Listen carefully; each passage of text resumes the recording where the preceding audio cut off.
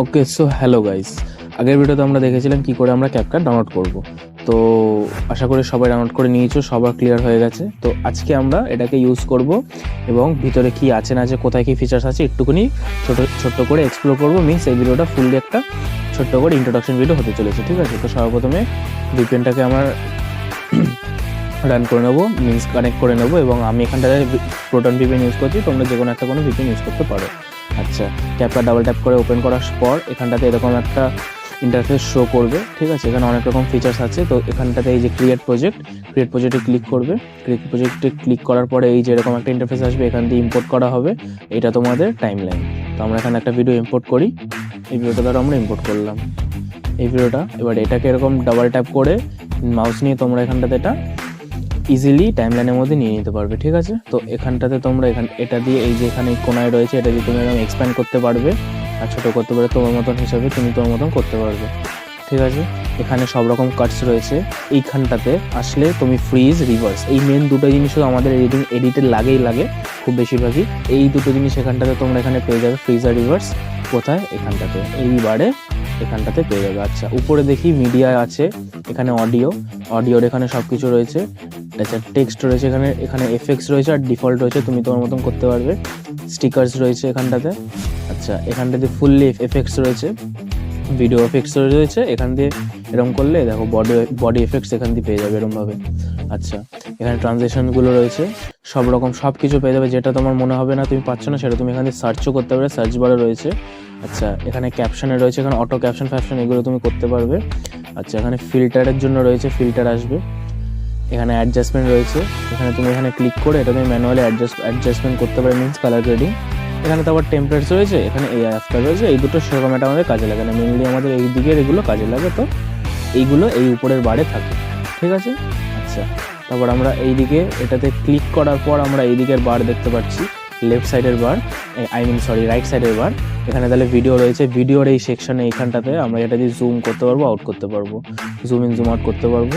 আচ্ছা, এখানটাতে position x and Y, এটা কিসের জন্য রয়েছে? এটা কি ফ্রেমিং ইউজ করার জন্য। এখানে একটা কি ফ্রেম দিয়ে যদি আমি এটাকে এরকম নামিয়ে দিই, তো দেখতে পাচ্ছ এখানে এটার কমে গেল, মিনস এটা কি ফ্রেম এখানে ইউজ হচ্ছে। এবার আমি যদি এখানটাতে আরেকটা কি ফ্রেম লাগিয়ে যদি এইগুলোর সব ডিজিটগুলো যদি 0 করে দিই, তাহলে দেখো এটা তোমরা আবার সেট হয়ে গেল, মিনস তাহলে এটা কেমন একটা অ্যানিমেশন হয়ে গেল। তো আমি এরকম একটা ওখানটা আমি 0 করে দিয়েছি এবং আরেক দুটো কি ফ্রেম লাগিয়ে দিয়েছি। তো এটাতে কি হচ্ছে, এটাতে এই অ্যানিমেশনটা আসছে যেটা আমরা আমাদের এডিটে করি। তো ওটা তোমরা এখান দিয়ে করতে পারবে, পজিশন দিয়ে এখান দিয়ে কি ফ্রেমটা লাগিয়ে করতে পারবে।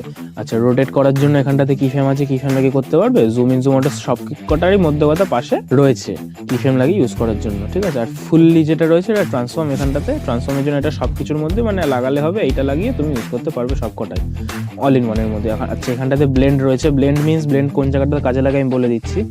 ফার্স্ট অফ অল এখানে ওপাসিটি রয়েছে, ওপাসিটিটা কমানো বাড়ানোর জন্য ওপাসিটি কাজে লাগে। আর যারা ওয়াটারমার্ক বানিয়েছে নিজের, আমাদের এখানটাতে এই ব্রাইটেনটা ইউজ করা হয়। তো এটা কোথায় পাবে? ভিডিওটাতে ক্লিক করবে, ভিডিওতে থাকবে ব্লেন্ডে গিয়ে ডিফল্ট থাকবে, ডিফল্ট এখানে ক্লিক করে এটা ব্রাইটেনে পেয়ে যাবে তোমরা, ঠিক আছে? ইজিলি বুঝে গেলে। আচ্ছা, তারপর এখানে রিমুভ ব্যাকগ্রাউন্ড রয়েছে, অটো রিমুভ, এখানে একখানা ট্যাপ করবে, পুরো রিমুভ হয়ে যাবে, ঠিক আছে?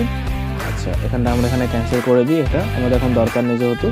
আচ্ছা, এখানে মাস্ক রয়েছে, এখানে মাস্কগুলো দেখতে পাচ্ছ, এখানে এখানে অ্যাড করি, এখানে এইটা সব রকম এখানে মাস্কগুলো এখানে থাকবে, ঠিক আছে? ভিডিও সেকশনে এই রোতে থাকবে, ঠিক আছে? তারপর এখানে রিটাচ রয়েছে, এখানে সেরকম একটা আমাদের এগুলো কাজে লাগে না এই দিকটাতে। তো যাই হোক, তোমরা বুঝতে পেরেছো। আচ্ছা, আমি এটা ঠিক করে দিই, এক সেকেন্ড।